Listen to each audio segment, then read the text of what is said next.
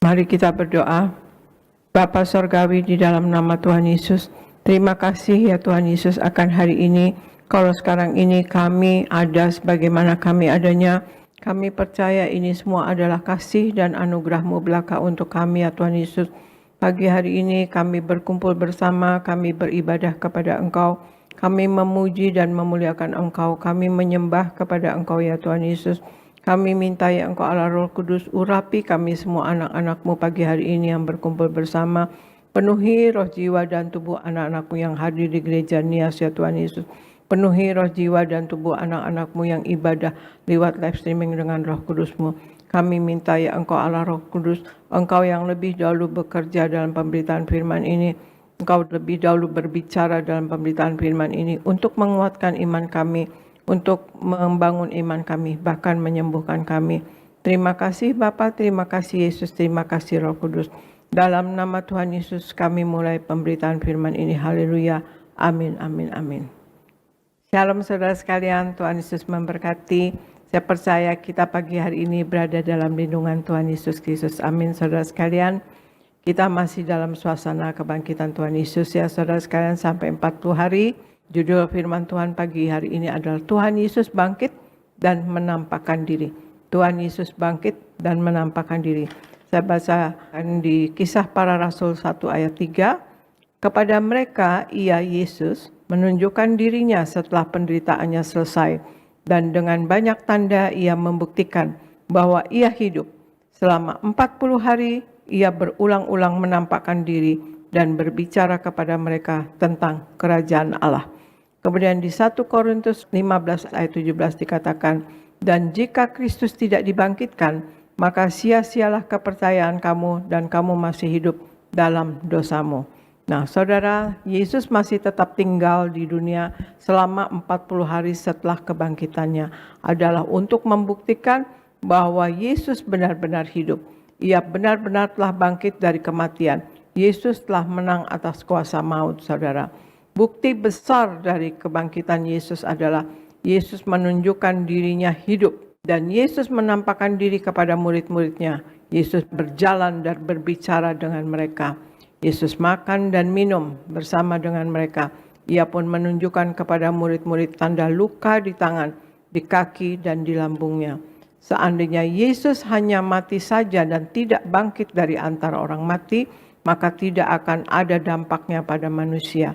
Dan tidak akan pernah ada namanya kekristenan, saudara sekalian. Jadi Tuhan Yesus bangkit dan menampakkan diri. Ada maksudnya saudara sekalian ya. Satu adalah Tuhan Yesus bangkit dan menampakkan diri untuk menetapkan zaman baru, yaitu zaman kasih karunia. Coba Argo yang dibacakan Matius 4 ayat 17, kemudian Markus 16 ayat 15. Argo. Matius 4 ayat 17.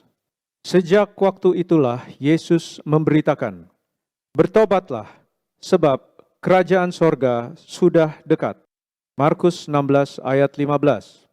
Lalu ia berkata kepada mereka, pergilah ke seluruh dunia, beritakanlah Injil kepada segala makhluk. Demikian firman Tuhan. Ya, terima kasih Argo. Matius 4 ayat 17. Sejak waktu itulah Yesus memberitakan, bertobatlah sebab kerajaan sorga sudah dekat. Kemudian Markus 16 ayat 15 katakan, lalu ia berkata kepada mereka, pergilah ke seluruh dunia, beritakanlah Injil kepada segala makhluk. Jadi hal yang nomor satu, Tuhan Yesus bangkit dan menampakkan diri adalah Tuhan Yesus mau menetapkan zaman baru, yaitu zaman kasih karunia. Tuhan Yesus, saudara sekalian, mengantar masuknya zaman kasih karunia. Ya, hukum Taurat bukan ditinggalkan, tetapi ada hukum Taurat, dan kemudian sesudah Yesus bangkit dan menampakkan diri adalah zaman kasih karunia. Yesus menyampaikan jalan untuk kita bertobat, saudara sekalian. Seperti tadi dibacakan ya, di Matius 4 ayat 17. Sejak waktu itulah Yesus memberitakan, bertobatlah, sebab kerajaan sorga sudah dekat. Yesus mengadakan banyak mujizat, saudara, waktu Yesus hidup. Sehingga orang-orang dapat menikmati kasih karunia yang datang dari Yesus. Sesudah itu manusia masuk ke dalam era baru, yaitu zaman kasih karunia. orang-orang mulai hidup dalam ajaran Yesus Kristus. Mereka memikul salib dan ikut Tuhan Yesus untuk mengikuti ajarannya dan menginjil atau memberitakan Injil, saudara sekalian. Seperti di Markus 16 ayat 15 dikatakan, lalu ia Yesus berkata kepada mereka, pergilah ke seluruh dunia, beritakanlah Injil kepada segala makhluk. Mereka menjadi saksi bagi nama Tuhan Yesus. Murid-muridnya sesudah Yesus bangkit dan menampakkan diri, dan Yesus berkata lagi kepada mereka, pergilah ke seluruh dunia, beritakanlah Injil kepada segala makhluk. Dan waktu itulah mereka betul-betul mereka menginjil, saudara sekalian, mereka menjadi saksi bagi nama Tuhan Yesus supaya orang-orang menerima keselamatan Tuhan Yesus Kristus. Sekarang Injil Tuhan Yesus telah meluas ke segenap penjuru dunia, saudara. Dan ini merupakan hasil dari penampakan Tuhan Yesus kepada manusia. Setelah bangkit dari kematian, kita dapat melihat betapa berartinya penampakan Tuhan Yesus setelah kebangkitannya, saudara sekalian. Dan jadi hal pertama Tuhan Yesus bangkit dan menampakkan diri adalah untuk menetapkan zaman baru, yaitu zaman kasih karunia. Kemudian yang kedua, saudara sekalian, Argo tolong bacakan Roma 6 ayat 9, kemudian Lukas 24 ayat 36 sampai 43, Argo. Roma 6 ayat 9. Karena kita tahu bahwa Kristus sesudah ia bangkit dari antara orang mati, tidak mati lagi, maut tidak berkuasa lagi atas dia. Lukas 24 ayat 36 sampai 43. Dan sementara mereka bercakap-cakap tentang hal-hal itu, Yesus tiba-tiba berdiri di tengah-tengah mereka dan berkata kepada mereka, damai sejahtera bagi kamu. Mereka terkejut dan takut dan menyangka bahwa mereka melihat hantu.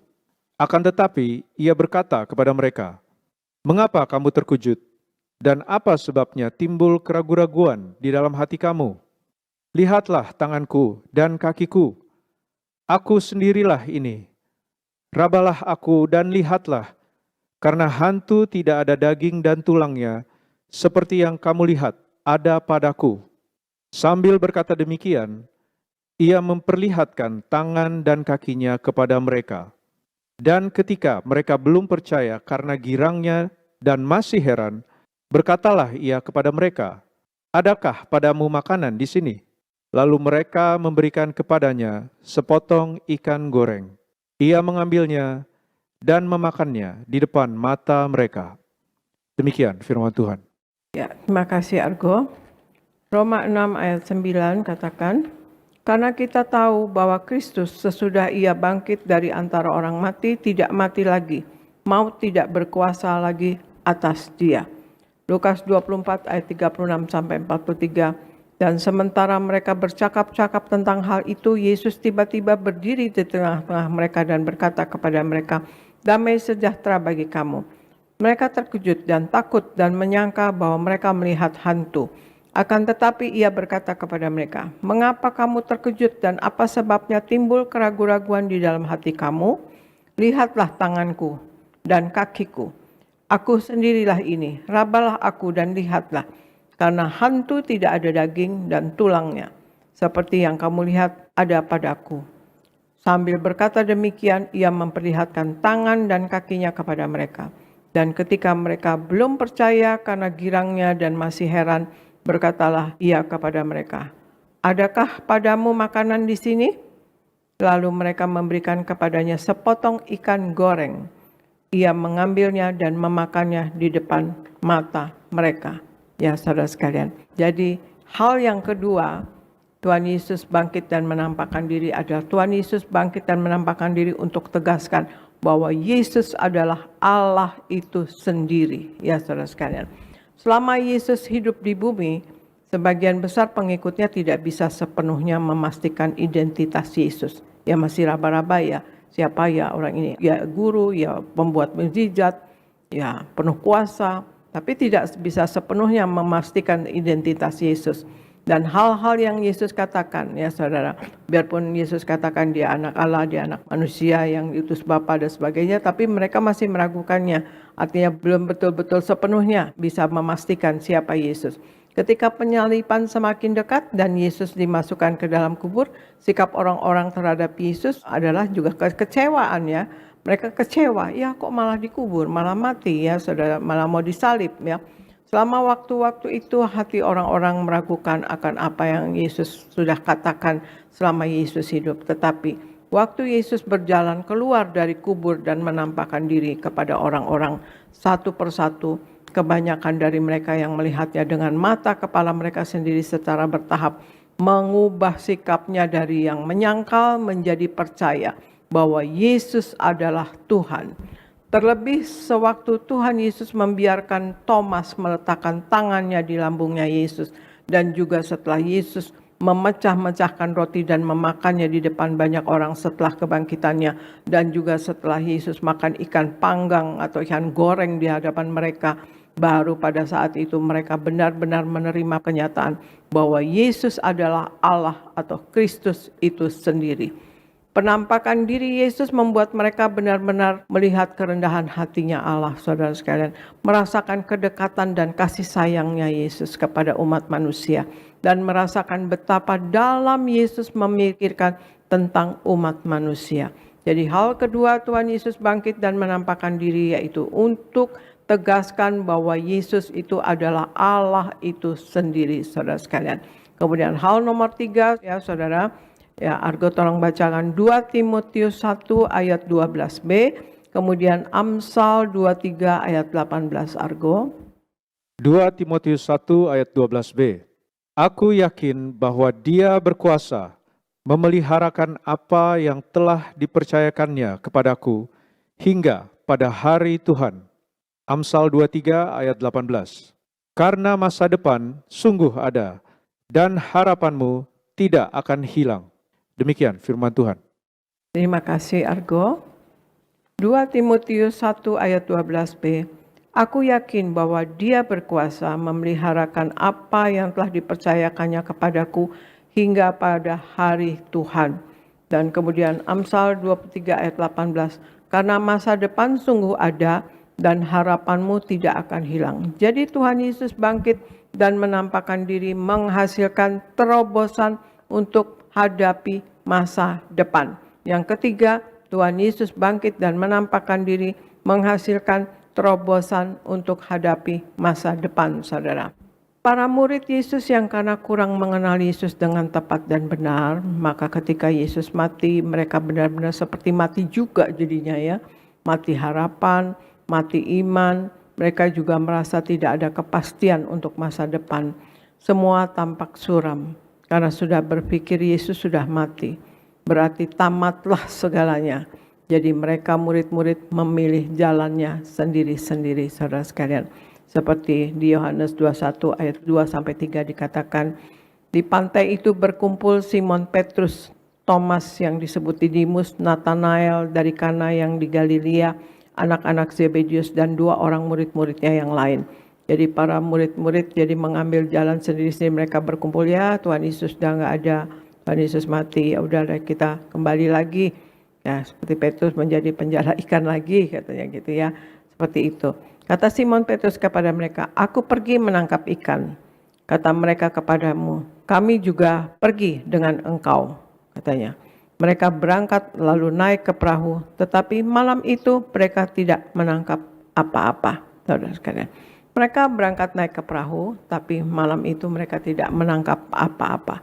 Setelah Yesus bangkit dan menampakkan diri kepada mereka, baik secara kolektif maupun personal, hati dan iman mereka kuat kembali. Ya, sebelum Tuhan Yesus menampakkan diri, ya saudara sekalian, maka sewalah mereka dan kembalilah ke hidup yang lama lagi ya, masing-masing seperti itu. Ya, seperti Petrus menangkap ikan. Nah, tetapi setelah melihat Yesus hidup, murid-murid dipulihkan dan mengenal Yesus sebagai Tuhan yang hidup dan benar, saudara sekalian. Mereka menjadi kuat kembali, saudara sekalian. Iman mereka kuat. Yesus adalah Allah, saudara sekalian. Petrus juga mengalami pemulihan, saudara sekalian.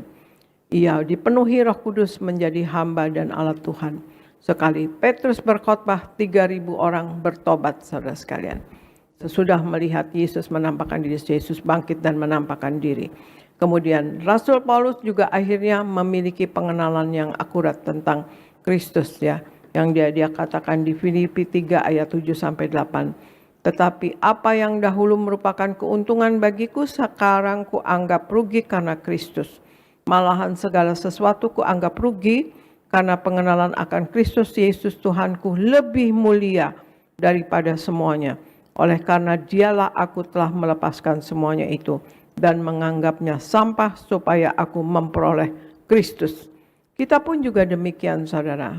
Jika kita benar-benar menerima dan mengenal akan Tuhan Yesus, maka kita akan alami terobosan untuk berpikir yang positif tentang masa depan kita, saudara sekalian. Jadi hal yang ketiga, Tuhan Yesus bangkit dan menampakkan diri, yaitu 3, menghasilkan terobosan untuk hadapi masa depan.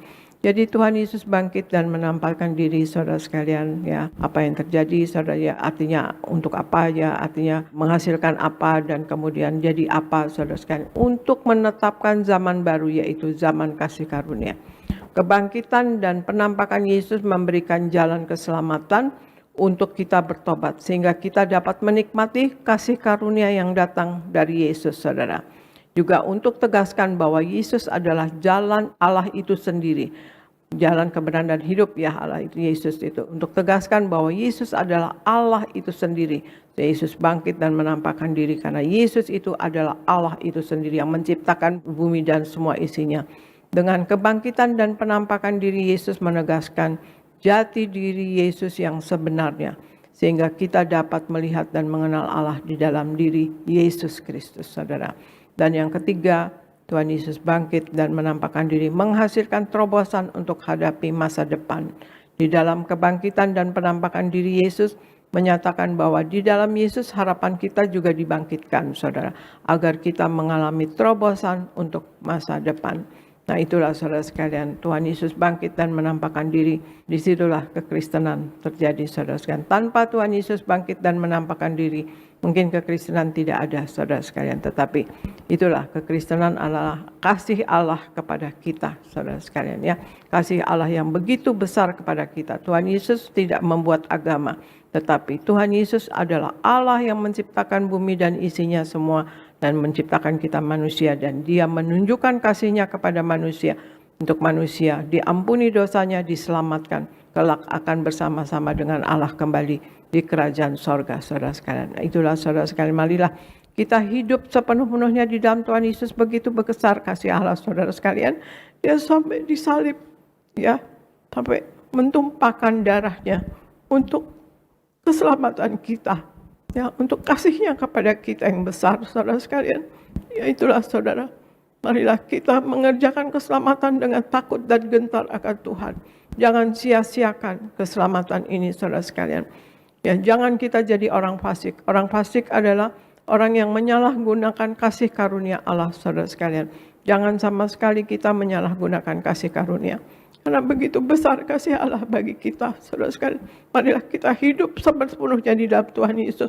Hidup benar-benar sepenuhnya menjadi pelaku daripada firman-Nya dan mengikuti kata-kata Tuhan Yesus, saudara sekalian. Tuhan Yesus menghendaki nama kita tercatat dalam buku kitab kehidupan di sorga. Kalau sampai nama kita tidak tercatat, ya, atau terhilang dari buku kitab kehidupan di sorga, saudara, maka kita akan mengalami kematian yang kedua, artinya lautan api yang kekal, saudara sekalian, ya, abadi di lautan api, artinya di neraka, ya, saudara sekalian. Dan kemudian Tuhan Yesus minta kita ini berkemenangan, ya, saudara sekalian, menang atas dosa, menang atas sakit penyakit, menang atas masalah, menang atas kuasa gelap, saudara sekalian. Karena Tuhan Yesus katakan, barang siapa menang, ia akan kududukan bersama-sama dengan aku di atas tahtaku, sebagaimana aku pun telah menang dan duduk bersama dengan Bapa di atas tahtanya, saudara sekalian. Ada percakapan Petrus dengan Tuhan Yesus.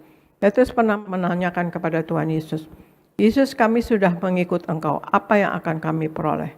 Kata Tuhan Yesus kepada Petrus, kamu akan memerintah bersama-sama dengan aku, dibalas 100 kali lipat, dan hidup kekal, saudara sekalian.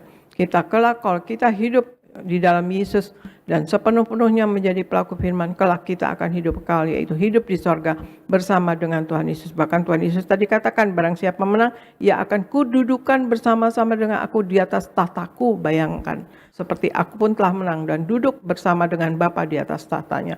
Artinya di ruang maha suci, saudara sekalian.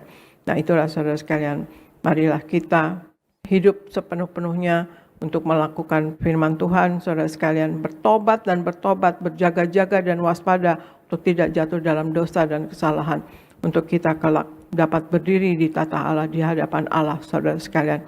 Dan kemudian juga Tuhan Yesus bilang, hendaklah kamu siap sedia, karena anak manusia datang pada waktu yang tidak kamu sangkakan. Kita tidak tahu kapan Tuhan Yesus akan datang kembali yang kedua kali, saudara sekalian. Tetapi juga kita tidak tahu kapan kita nanti akan pulang dipanggil, saudara sekalian. Untuk itu kita selalu berjaga-jaga dan waspada. Selalu hidup di dalam kekudusan Allah, hidup di dalam firman Tuhan, saudara sekalian. Dan jangan mendukakan hati Allah, jangan mendukakan hati sesama. Dan selalu merayakan atau memperingati karya keselamatan yang Allah kerjakan ini, saudara sekalian.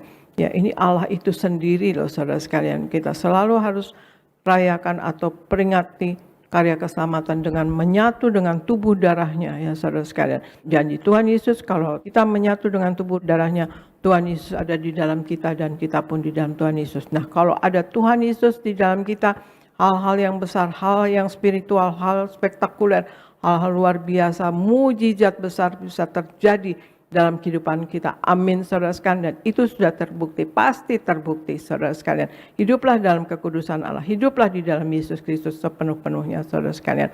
Dan Tuhan Yesus juga minta keselamatan yang sudah diberikan kepada kita, bukanlah untuk diri kita sendiri, tapi Tuhan Yesus minta kita disuruh pergi sampai ke ujung bumi. Ajarkanlah apa yang aku ajarkan, semua bangsa jadikan muridku, kata Tuhan Yesus. Ajarkanlah semua apa yang aku ajarkan kepadamu, kepada mereka.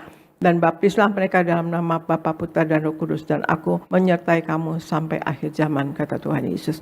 Nah itulah saudara sekalian, marilah kita semua menjadi Injil yang terbuka yang dapat dibaca oleh orang sekeliling kita. Bahwa indah kita anak Tuhan Yesus, sehingga orang-orang akan memuliakan Allah di dalam Yesus dan kemudian bahkan mengikut Tuhan Yesus. Itulah saudara sekalian, Tuhan Yesus bangkit dan menampakkan diri, yaitu satu, untuk menetapkan zaman baru, yaitu sekarang ini adalah zaman kasih karunia, saudara sekalian. Dan kedua, Tuhan Yesus bangkit dan menampakkan diri adalah untuk tegaskan bahwa Yesus adalah Allah itu sendiri. Dan kemudian ketiga, Tuhan Yesus bangkit dan menampakkan diri adalah untuk menghasilkan terobosan untuk hadapi masa depan. Jadi kita tidak usah takut akan masa depan kita. Masa depan kita akan indah sesuai dengan kehendak daripada Allah. Demikianlah saudara sekalian firman Tuhan pagi hari ini, untuk kita menjadi berkat bagi saudara-saudara sekalian dan juga berkat bagi saya sendiri juga, ya saudara sekalian, bahwa Tuhan Yesus bangkit dan menampakkan diri karena Yesus itu adalah Allah itu sendiri. Terima kasih saudara sekalian, marilah kita memuliakan Tuhan Yesus seumur hidup kita. Terima kasih, Tuhan Yesus memberkati.